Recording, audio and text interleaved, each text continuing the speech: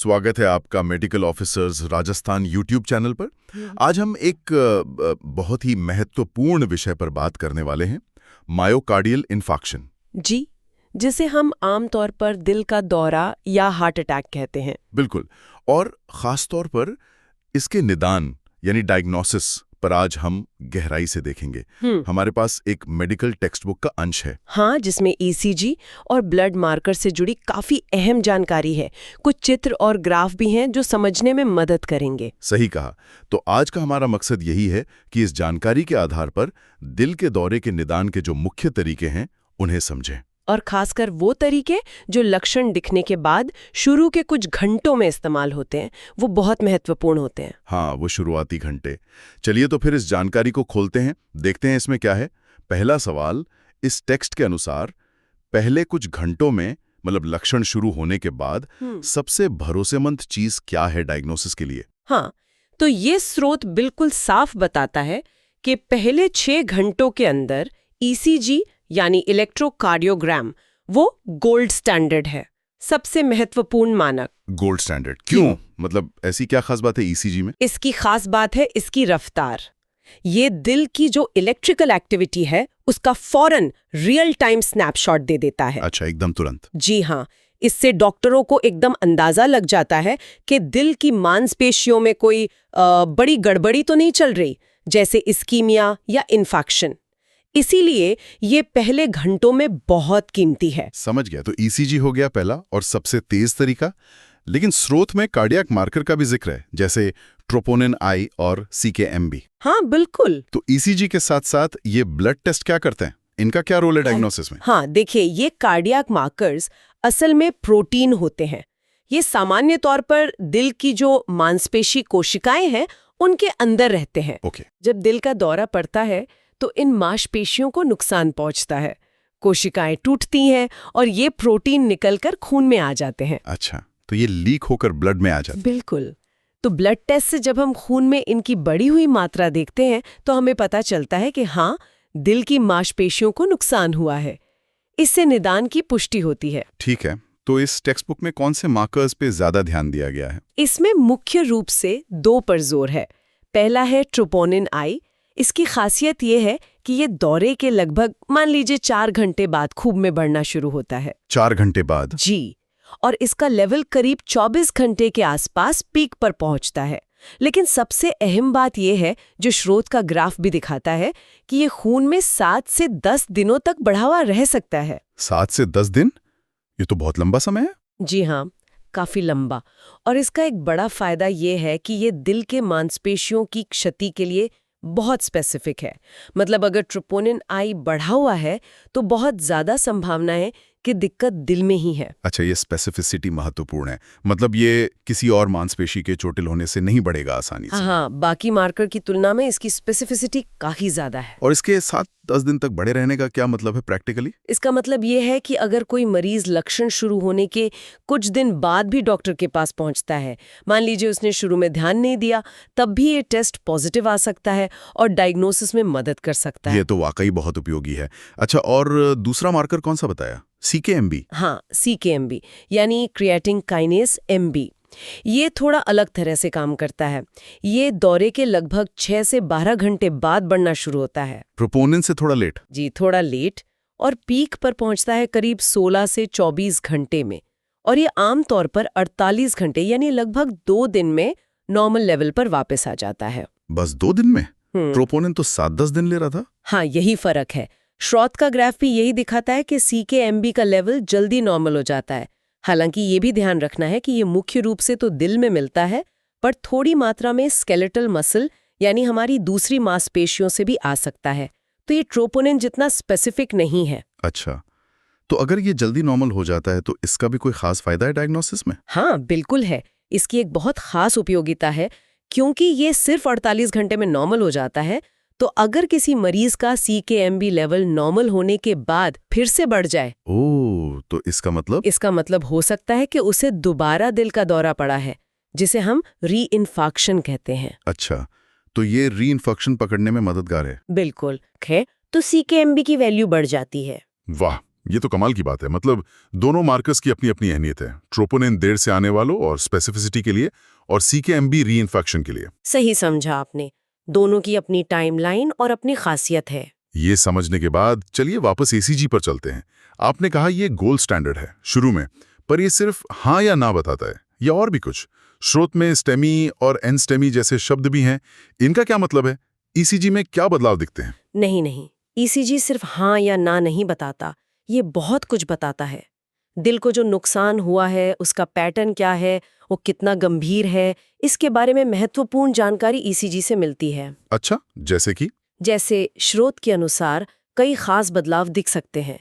पहला और सबसे महत्वपूर्ण है ST segment elevation. ST elevation? हाँ, ECG की जो बेसलाइन होती है, उससे ST सेगमेंट का ऊपर उठ जाना, इसी को स्टेमी कहते हैं। ST segment elevation MI। Okay, और ये क्या बताता है? ये आमतौर पर ट्रांसम्यूरल इन्फैक्ट बताता है, मतलब दिल की दीवार की पूरी मोटाई, फुल थिकनेस में डैमेज हुआ है। ये ज्यादा गंभीर किस्म का हार्ट अटैक माना जाता है। और इसके लिए तुरंत इलाज चाहिए होता है? बिल्कुल, इसके लिए फौरन रीपरफ्यूजन थेरेपी जैसे एंजियोप्लास्टी या थक्का गलाने वाली दवा, थ्रोम्बोलिसिस की जरूरत होती है। ठीक है, ये हुआ स्टेमी। और दूसरा? एनस्टेमी। हाँ, दूसरा है ST सेगमेंट डिप्रेशन। जब ST सेगमेंट बेसलाइन से नीचे चला जाता है, इसे एनस्टेमी से जोड़ा जाता है, non ST segment elevation MI। तो इसमें एलिवेशन नहीं होता, डिप्रेशन होता है? जी, इसे सब एंडोकार्डियल इन्फार्क्ट भी कहते हैं। मतलब इसमें दिल की दीवार का सिर्फ अंदरूनी हिस्सा प्रभावित होता है, पूरी मोटाई नहीं। हालांकि ये स्टेमी जितना तुरंत खतरनाक ना लगे, पर एनस्टेमी भी एक सीरियस कंडीशन है। समझ गया। ST एलिवेशन या डिप्रेशन, और कोई बदलाव? हाँ, एक और है T-वेव इन्वर्जन, T-वेव का उल्टा हो जाना। ये अकेले भी दिख सकता है या ST बदलावों के साथ। ये इस्कीमिया यानी खून की कमी या इन्फार्क्ट का संकेत हो सकता है। T-वेव रिवर्जन। ठीक है, और चौथा है पैथोलॉजिक Q-वेव का बनना या पुअर R-वेव प्रोग्रेशन। पैथोलॉजिक Q-वेव गहरी और चौड़ी होती हैं।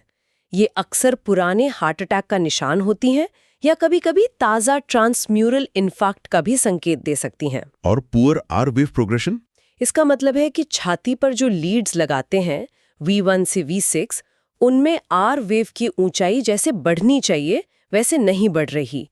ये अक्सर दिल की सामने वाली दीवार, एंटीरियर वॉल, को हुए नुकसान का संकेत देता है। ये तो काफी डिटेल्ड जानकारी ECG दे देता है।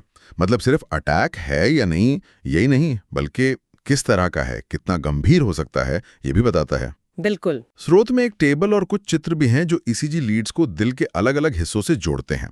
तो क्या ECG ये भी बता सकता है कि दिल का कौन सा हिस्सा प्रभावित हुआ है, लोकेशन? हाँ, बिल्कुल। ये ECG की एक और बहुत बड़ी खूबी है, लोकलाइजेशन। अब ऐसे सोचिए कि ECG की जो अलग-अलग लीड्स हैं, जो हम छाती और हाथ पैर पे लगाते हैं। हाँ, वो 12 लीड्स। जी, वो 12 लीड्स। वो एक तरह से दिल को अलग-अलग एंगल से देखने वाले कैमरे हैं। हर लीड दिल के एक खास हिस्से की इलेक्ट्रिकल एक्टिविटी को पकड़ती है। अच्छा। तो जैसा इस टेक्स्ट बुक के टेबल और चित्र में दिखाया गया है, जिस लीड या लीड्स के ग्रुप में हमें ST एलिवेशन या डिप्रेशन जैसे बदलाव दिखते हैं, उससे हम अंदाजा लगा सकते हैं कि दिल की कौन सी दीवार, सामने वाली एंटीरियर, नीचे वाली इंफीरियर, साइड वाली लैटरल प्रभावित हुई है। और इससे ये भी पता चल सकता है कि कौन सी नस में ब्लॉकेज है। हाँ, काफी हद तक, क्योंकि हर कोरोनरी धमनी या नस दिल के एक खास हिस्से को खून पहुंचाती है।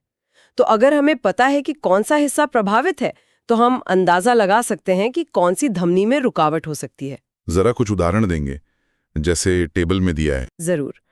जैसे अगर V1 और V2 लीड्स में बदलाव है, तो ये एंटीरियोसेप्टल हिस्से का इन्फार्क्ट हो सकता है, जो अक्सर LAD धमनी यानी लेफ्ट एंटीरियर डिसेंडिंग आर्टरी से जुड़ा होता है। ओके, V1 V2 मतलब LAD। हाँ, अगर V3 V4 में ज्यादा बदलाव है, तो ये एंटीरियर वॉल इन्फार्क्ट है। ये भी ज्यादातर LAD से ही जुड़ा होता है। V3 V4 भी LAD, ठीक है। फिर अगर लीड्स I, 3 और AVF में बदलाव दिखें, तो ये इंफीरियर वॉल यानी दिल के निचले हिस्से का इन्फैक्ट है। ये आमतौर पर RCA यानी राइट कोरोनरी आर्टरी की रुकावट से होता है। I3 AVF मतलब RCF। हाँ, ज्यादातर। इसी तरह लीड्स I, AVL, V5 और V6 दिल की लैटरल यानी साइड वाली दीवार को देखती हैं। इनमें बदलाव LCX यानी लेफ्ट सर्कमफ्लेक्स आर्टरी या कभी-कभी LED की रुकावट का संकेत देते हैं। लैटरल के लिए I, AVL, V5, V6। ठीक है। और एक खास है पोस्टीरियर इनफैक्ट, दिल का पिछला हिस्सा। उसे सीधे देखना मुश्किल है। उसमें अक्सर V1 से V3 में ST डिप्रेशन और ऊंची R वेव दिखती हैं। उल्टा डिप्रेशन। पोस्टीरियर लीड्स V7 से V9 लगानी पड़ती हैं, जिनमें फिर ST एलिवेशन दिखेगा। ये अक्सर PDA पोस्टीरियर डिसेंडिंग आर्टरी से जुड़ा होता है। ये तो बहुत सटीक जानकारी मिल जाती है ECG से। स्रोत में वो गोलाकार चित्र और ECG ट्रेसिंग भी शायद यही दिखा रहे हैं। जी हाँ, वो चित्र बहुत अच्छे से समझाता है कि कौन सी लीड दिल के किस एरिया को मैप करती है, और ये लोकलाइजेशन जानना इलाज की प्लानिंग के लिए बहुत जरूरी है। तो अगर मैं पूरी बात को समेटूं तो ऐसा है कि ECG हमें फौरन बताता है कि क्या हो रहा है, कितना गंभीर है, स्टेमी है या एनस्टेमी, और शायद कहाँ हो रहा है, लोकेशन है ना। बिल्कुल सही। और दूसरी तरफ ब्लड मार्कर जैसे ट्रोपोनिन और CKMB वो समय के साथ डायग्नोसिस को कंफर्म करते हैं, नुकसान का अंदाजा देते हैं और रीइन्फेक्शन जैसी चीजों के बारे में बताते हैं। आपने एकदम सही सारांश निकाला है। यही समझना जरूरी है कि ये दोनों ECG और कार्डियक मार्कर्स अकेले नहीं बल्कि एक दूसरे के साथ मिलकर काम करते हैं। हाँ। एक पूरी तस्वीर बनाते हैं। पूरा कहें एक दूसरे के। हाँ बिल्कुल।